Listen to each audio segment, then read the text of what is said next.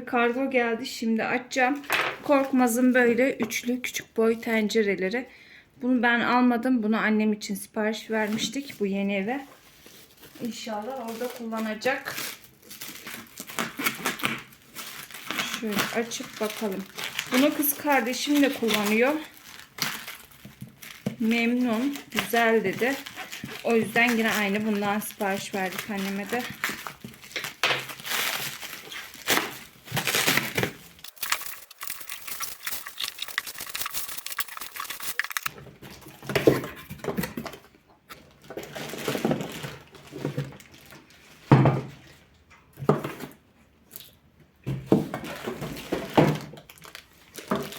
En küçük boyu. Bayağı küçük. Zaten bunları kalan yemekleri falan koymak için almıştı. Büyük boy tenceresi almıştık ya, daha önceki videolarda yine göstermiştim sizlere. Bunlar da böyle işte kalan yemekleri falan koymak için aldı. Şöyle orta boy. Korkmaz Perla serisi olması lazım. Bakayım bir. Evet, Korkmaz Perla serisinin böyle küçük boy tencereleri.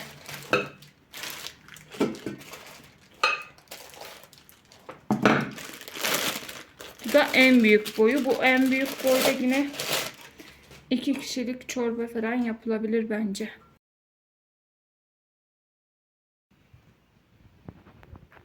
Dokuz tane yumurta kırdım böyle. Bir de tuz attım. Yarım su bardağı kadar su koydum. Güzelce çırpacağım önce.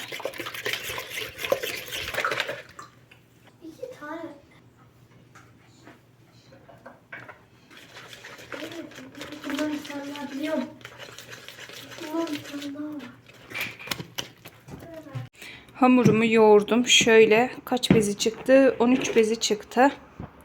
Böyle ama unlamayı unuttum. Neyse şimdi şöyle unlarım. Ağzını kapatıp bunları bir saat dinlendireceğim. O sırada için hazırlayayım. Şimdi bir de süt geldi. Onu ocağa koyacağım. Uzun zamandır yapmıyordum. En son belki 2-3 sene önce yaptım. Yani o kadar çok önce yapmıştım. Bugün aklıma geldi, öyle bir yapayım dedim. 2 tepsilik yoğurdum. Yani 2 tepsi çıkar. Bir kısmını da buzluğa atacağım. Böyle çocuklara beslenmeye falan koymaya hazır olur. İyi olur elimin altında. Öyle.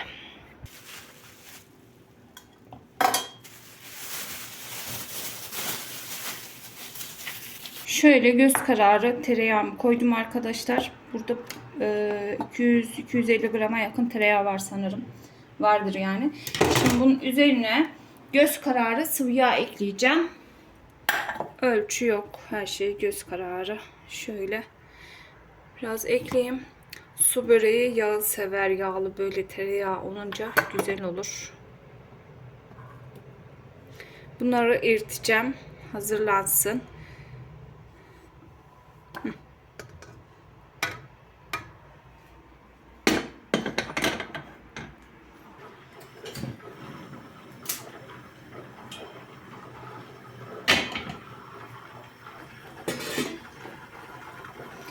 Tereyağı biraz sıçrıyordu. Böyle üzerine bir tabak kapattım. Rengin güzelliğine bakar mısınız? Sapsarı. Şöyle iç harcını da hazırladım. Biraz normal kaşar, biraz eski kaşar. Çok azdı da böyle şu peynirim de erisin. Hepsini birbirine güzelce karıştırırım. Çok az da böyle maydanoz ekledim içerisine.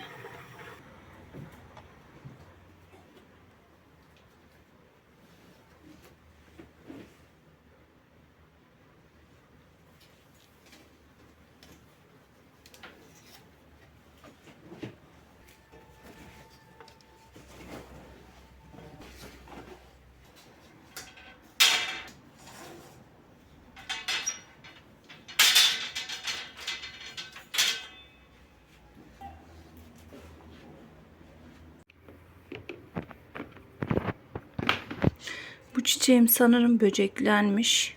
Şöyle küçük küçük belli olmuyor. Ama şey böyle. Bak şurada belli oluyor sanki. Örümcek ağı gibi böyle küçük küçük üzerleri tutmuş. Aa evet, şurada bakın.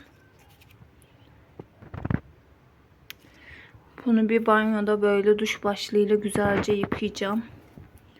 Sarardı da rengi bir kötü oldu. Bunda pek gözükmüyor ama bu niye böyle oldu? Şunlar da dün Efe kendi yıkadı. Şey için tekrar yüzme kursuna yazıldılar. Ayşe ikinci kademeyi geçti. Yani daha yeni farklı şekilde yüzmeyi daha iyi öğrenmesi için. Efe geçen yıl geçememişti zaten. O tekrar bu sene inşallah ikinci kademeye geçebilir. Onun biraz su korkusu var. Mesela tatilde de Mersin'de şey yaptı, korkuyor yani, yüzmeye korkuyor. Hiç yüzmedi. Yani suyun içine böyle dalıyor, çıkıyor ama mesela kulaç atmıyor. Son gün biraz ben gazladım, biraz Emre işte hadi yarış yapalım falan derken bildiğin yüzüyor yani aslında ama işte korkusu var. İnşallah bu sefer o korkuyu aşar. İkinci kademeye geçer yani daha iyi yüzmeyi öğrenir. 2 ay gidecekler. Haftada yine 2 gün birer saat. Öyle çantalarını hazırladılar da Ekim'in başında başlayacak bakalım. Böyle bunları da kaldırayım çantasına. Çamaşırları toplayayım derken yağ yakıyordum sanırım, az kalsın. Yanmış mı bilmiyorum, belli de olmuyor köpüğünden. Ya yanmamış da sanırım. Evet yanmamış ama çok iyi kızarmış. Bunu o tortularını bir şeyden geçiririm, süzgeçten ince. Biraz daha geç kalsaydım güzelim yağ gidiyordu. Şimdi şu çamaşırları da kaldırayım ortadan. Ondan sonra böreğe geçeceğim.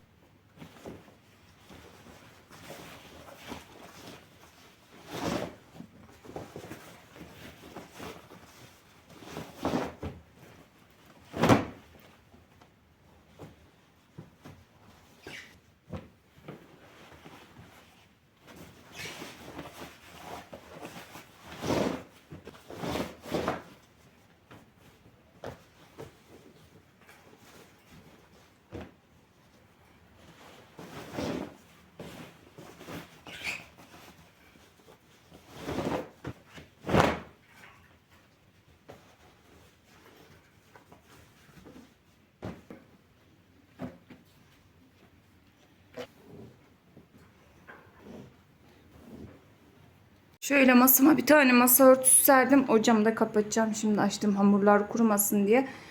Sofra bezimi de orada ayarladım. Açtığımı böyle masaya serip üzerine sofra bezi sereceğim ki birbirine yapışmasın.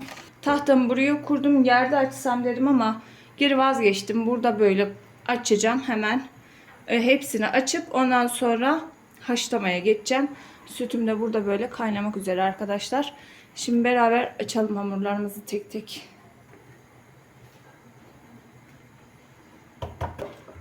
Yalnız hamuru bayağı sert yoğurmuşum ben. Keşke bu kadar sert yoğurmasaydım.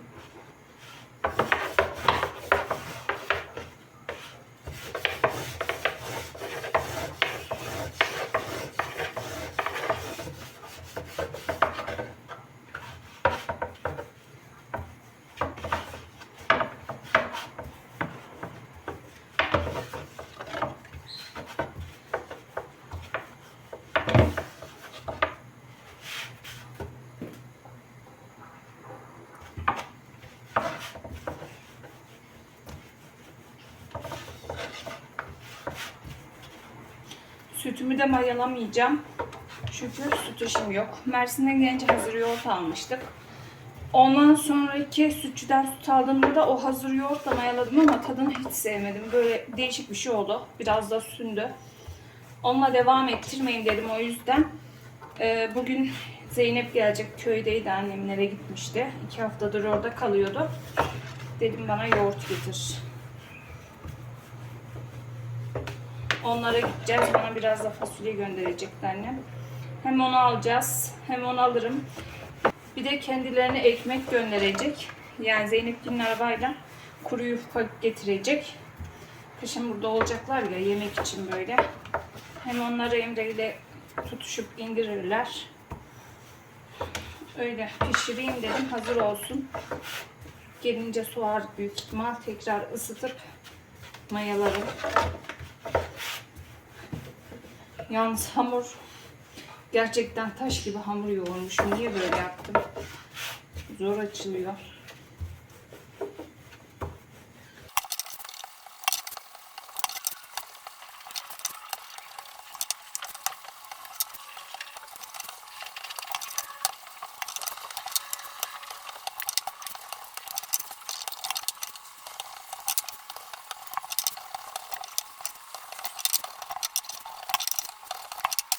Evet, şöyle şimdi bunların hepsini kaldıracağım dediğim gibi.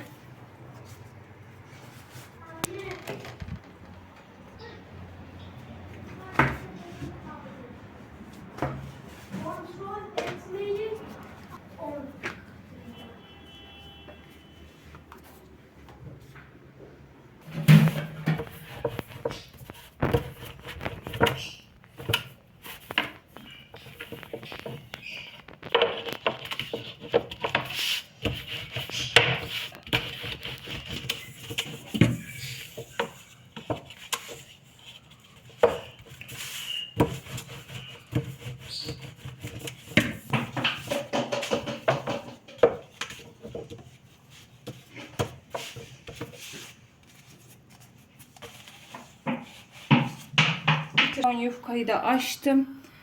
Şöyle suyu da koydum buraya kaynasın diye. Sütüm pişti bu arada. Şimdi ilk yufkayı haşlamayacağım. Şöyle tereyağını sürüp onu döşeyeceğim en alta. En alt yufkalar haşlanmıyor.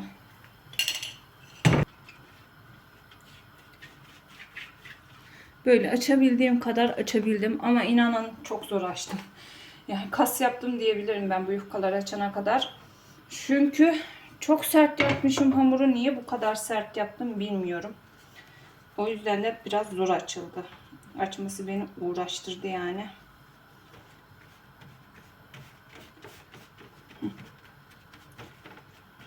Şöyle biraz buruşturarak seriyorum.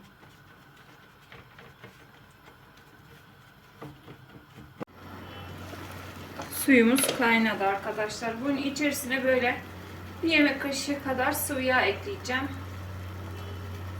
Şu kadar bakın. Ve bir yemek kaşığı kadar da tuz.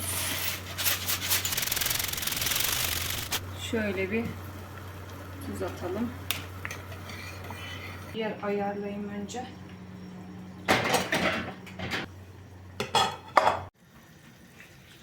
Şimdi bismillah deyip ilk yufkayı gönderelim. Böyle bir 30 saniye kadar suyun içinde kalması yeterli arkadaşlar. Şöyle aralarını açarak pişmesini sağlayalım. Hamur olmasın birbirine yapışıp.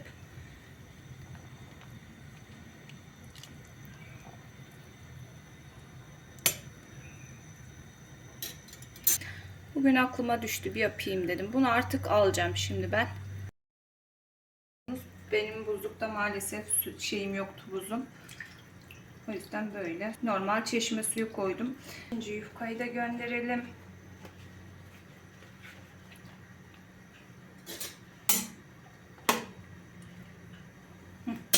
O sırada bunu hemen alacağım sudan.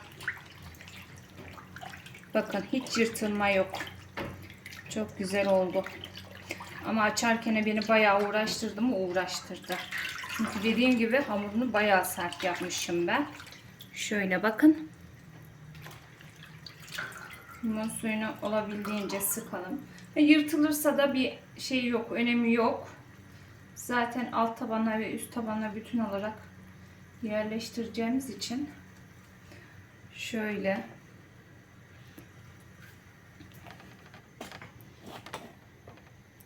şimdi bunu hemen bir yağlayalım. Ben yağlamayı unuttum. Şöyle altında yağlamıştık zaten. Çok aşırı da yağlamayacağım. Bu sefer de kusuyor yani pişirirken. Kenarları kurumuş. Üstünü kapatmamıştım.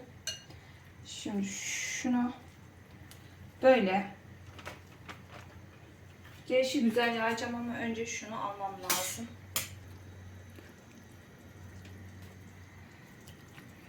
Şöyle çıkaralım suya. İlk önce ben böyle birkaç tanesini haşlayıp ondan sonra tepsiye dizeceğim arkadaşlar. Çünkü hem video çekip hem haşlayıp böyle hem dizmek zor oluyor benim için. Ay, kayıyor elimden.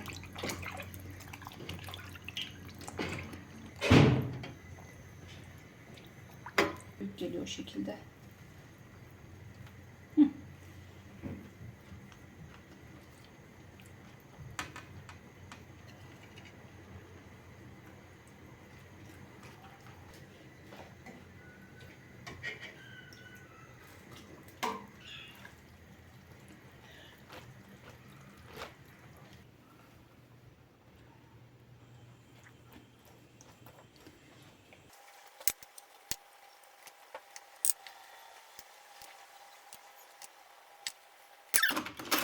Şimdi şöyle son katını da döşedim arkadaşlar. Şu köşelerini biraz alta vermeye çalışacağım ki daha güzel bir görüntü çıksın. Şöyle alta katlıyorum.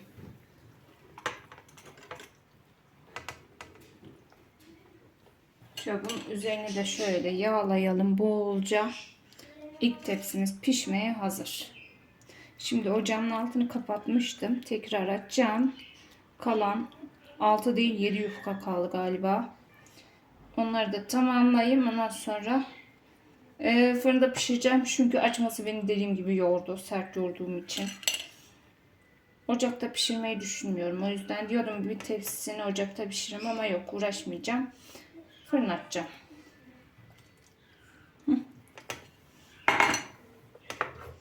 İlk tepsimiz hazır.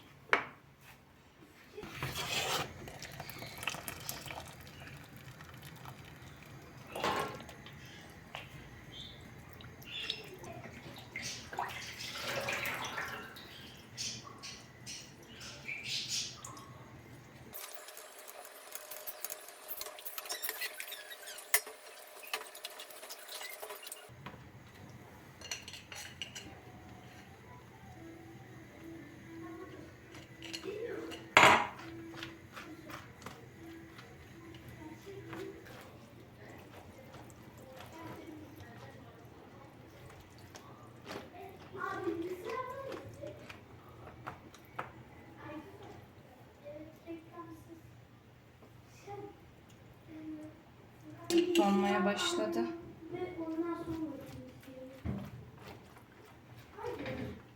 Abi zaten dizi bitene kadar işte.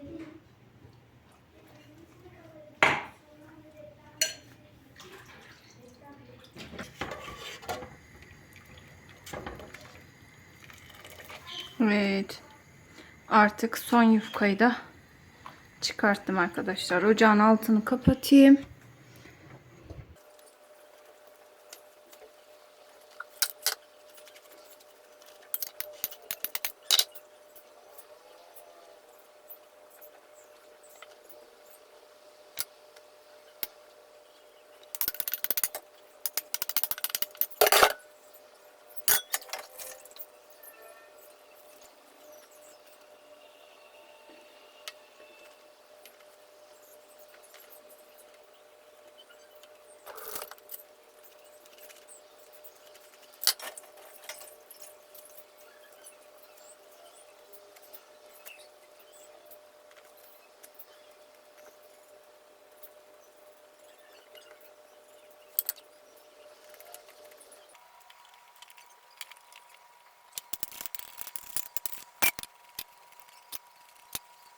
Evet, tepsim hazır arkadaşlar. Şimdi fırını çalıştıracağım.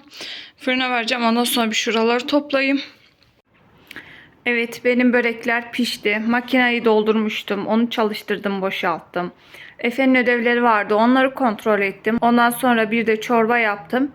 Çocuklar içtiler. Şimdi böyle mutfağı da topladım. Börekleri sizlere göstereyim.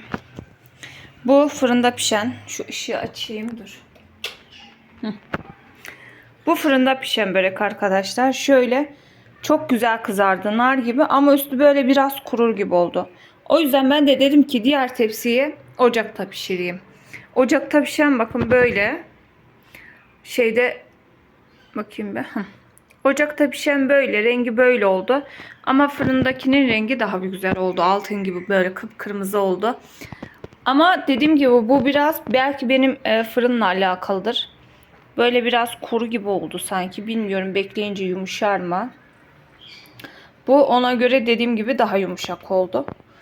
Lezzet farkı var mı olur mu onu yiyince anlarız. Daha tadına bakmadım. Böyle bunlar soğusunlar. Ondan sonra biraz yeriz işte. Kalan da böyle bolca buzluğa atarım. Böyle ama uğraştırdı mı uğraştırdı. Biraz benden dolayı o hamurunu çok sert yapmışım. O hamuru açmak o yüzden beni yordu. Böyle işte. Yaptım mı oluyor, yapmadım mı da yok. En iyisi hazırını alın yiyin arkadaşlar. Uğraşmayın benim gibi. Ama güzel oldular. Bakalım lezzet farkı nasıl olacak. Ama şu çok güzel görüntüsü. Çok güzel kızardı. Şöyle böreği kestim. Size içini göstermediğini fark ettim. İçine de bir bakın, şöyle ortadan bir tane aldım. Bakın şöyle oldu. Bir tane daha alalım şuradan. Evet böyle. Biraz keserken zor kestim. Böyle arkadaşlar. Kenarlarını tam kesemediğim için çıkaramıyorum. Şöyle. Ağız tadıyla yemek nasip olsun. Şimdi bu soğumuş. Şunu daha sonra yaptığım için, pişirdiğim için o tam soğumamış. Bunu keseyim, kaldırayım dedim. Barek. Salleyti sen zannediyorum. Salleyti ve ayla Seen a lot of change, been through a lot of pain. Some things are not the same as they were a year ago. But all will be okay. I move on each and every day. The past is where it stays, way back a year ago. I've changed for the better this time. I thought I would never be fine. I strive just to say I'm